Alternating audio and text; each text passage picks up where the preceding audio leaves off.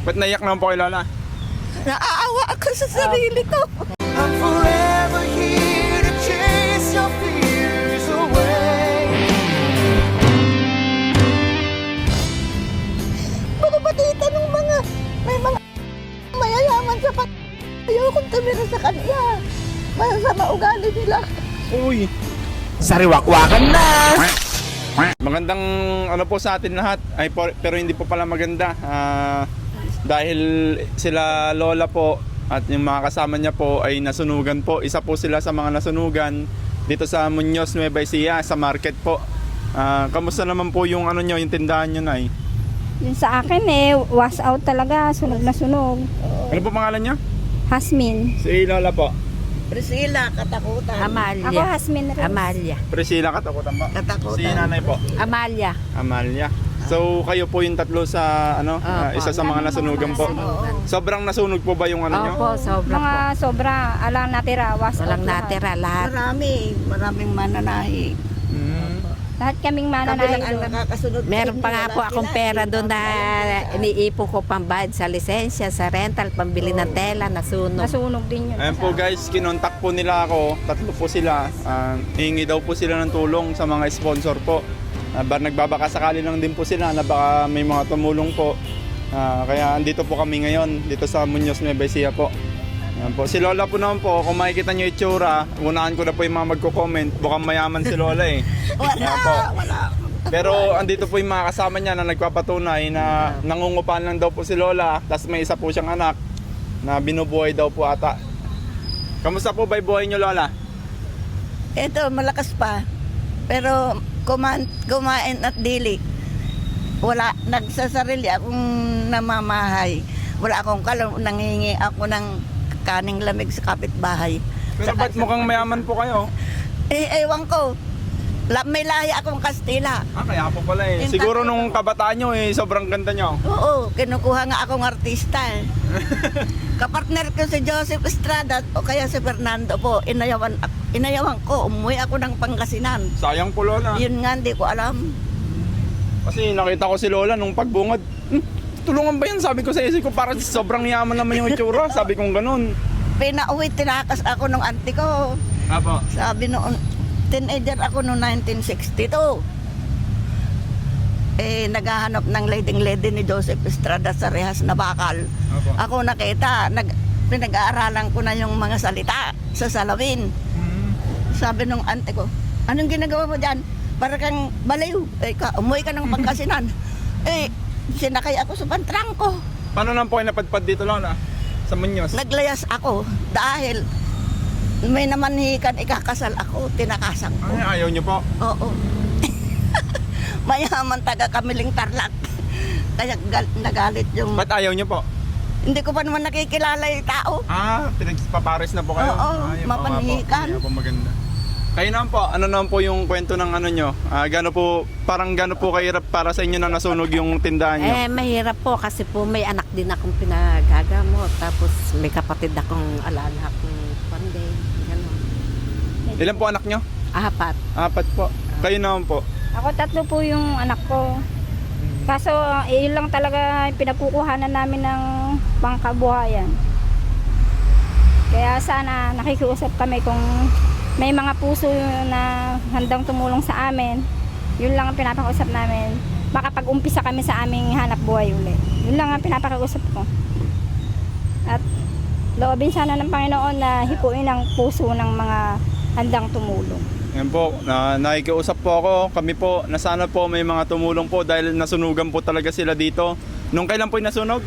Nung Sunday, nung 28, June 28. Nang alas 3 ng madaling araw, alauna. Alas 2 daw ng madaling Alas 2 po. Ayun, alas 2 po ng madaling araw nasunog.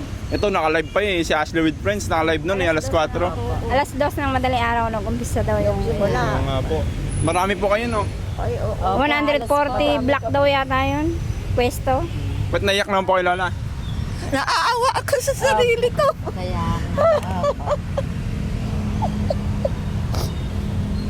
Pagpapatita ng may mga akong mayayaman sa ayokong tumira sa kanila. Masama ugali nila. Uy! Bad yan. Hindi, wag yan. Oo. Bumalik ka sa sa akin. O, ala naman ako isa. Wala pang trabaho. So, kailangan nyo po talaga ng tulong, Lola, para ano po, no, manatili po kayo dito, no? Oo, Wala na po bang natira sa mga ano nyo, Lola? wala. Ang dahil ko pantahe. May mga damit na ililipat ko ngayon. Mga damit ko doon na ako matutulog sana sa opisina, sa shop ko.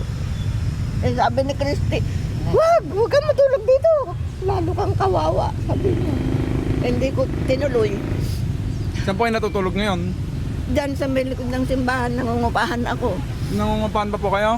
Hindi na po kasama yon. Mapapasama po kasi kami. Okay lang po, yun lang po. Sige, okay lang po. Yan po, nakakaawa po talaga si Lola, guys. Talagang naiyak po siya. Nangungupahan lang pala siya sa likod ng simbahan dito sa katedral po, no? Katedral po ba yung tawag yan? Hindi, sa sangat Dito pala. sa malaking simbahan, Nandiyan po sa malaking simbahan yan. tistisan ng kahoy. Magkano po upan niya doon kada buwan? 2,000. 2,000 po. May naaawa nagbibigay ng pang-upa. Kung ako, Lola, hindi ako magbibigay sa iyo eh. Sa itsura mo eh. Hindi, joke lang po. Kasi totoo pong parang sobrang yaman ng itsura niyo, Lola eh. Ganon. Opo, nung una pong tingin ko sa inyo, parang di matutulungan ka ako. Pero yung pa nga po, Tulungan niyo ako. hindi po na ano nga po yung ano, syempre nanggaling na Yung din po sa inyo. itsura na ko ganun. lang. Nasubukan niya pa, sir, na kwan, natulog dyan, sa Diyan sa harap ng munisipyo, 10 gabi Kaya akong nga. natulog dyan. Halos bagong Diyos lang ko. daw ang kinakain, ay nuulam. Isang pandesal lang ang hapunan ko, saka isang saging. Mm. May baon akong tubig. 10 gabi, bakit natiis Eh, kami naman po nakakaraos naman sa pang-araw-araw. Kaya nga lang po Gusturyosa yung lang talaga nangyari siya, po sir. na yan na nasunugan Sa kami. may itsura po kasi siya, kaya talagang mukhang mayaman po talaga si Lola. Maiiyak kami. Ilan taon na po ulit, Lola? 83. 83. Halos kataon niyo po yung Lola ko. Sa ano Eh, sana lalo niya, na po dapat ako, din na siya naghahanap nagtatabi ko buhay, di ng ba? pangbayad ng Wala po kayong kasama doon sa bahay niyo? ganon. Kahirap naman po ng ganun, Ganyan Lola. naman po ang nangyari. Binabantayan ako ni Lord. Paano po yan? Kunyari may magbibigay po, siyempre yung mga sponsor po, papangalanan para kay Lola, ganun. Opo. Paano po kaya yung iba na ano, o gusto nyo kung may magbibigay, hati-hati po kayong tatlo? Pwede po. Pwede po. Kaya po Lola, ayos lang po sa inyo. Oo. Ano po, pwede po kayong manawagan Lola. Si Lola na lang po mananawagan sa mga tao. Sige, ikaw na lang. Kasi siya po yung pinakamay edad. Ganito, pero Nakikita niyo akong sa- ganitong para mukhang mayaman, pero walang bahay, Opo. walang matitirahan. Nasubukan ko pa nga natulog sa harap ng munisipyo dahil wala akong matulugan. Wala na akong maisip. Ayun po. Talagang nasunugan po kasi sila Lola. Kaya kami po ay nananawagan po sa mga may mabubuting puso na sana po matulungan po natin sila para makapag-umpisa po uli sila. Kasi si Lola po talaga kawawang kawawa. Tas wash out po talaga pati kayo po. Opo, wash out Walang wala sila. daw pong natira, guys. Ito po, pagpasensya nyo na lang po yung may bibigay ko. Opo. Para kahit pa paano po ano po.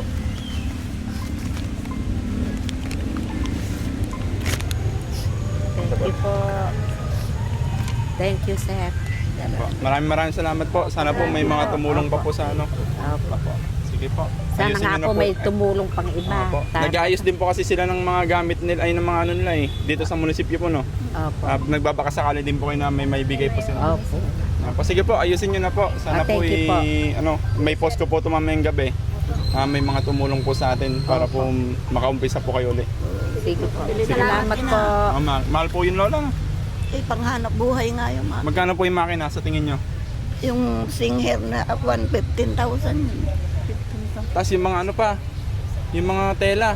Okay. Nagre-repair lang naman ako. Yung, Ay, nagre-repair po kayo. Nagre-repair kami talaga. yung basal edging yung po, mga tayo namin. edging po sana, yung ala pa siguro 15 yung mga meron ba? May nabibili. Sana po may mga tumulong po no. Sige po, thank you so much po. God bless po sa inyo lahat. Thank you po.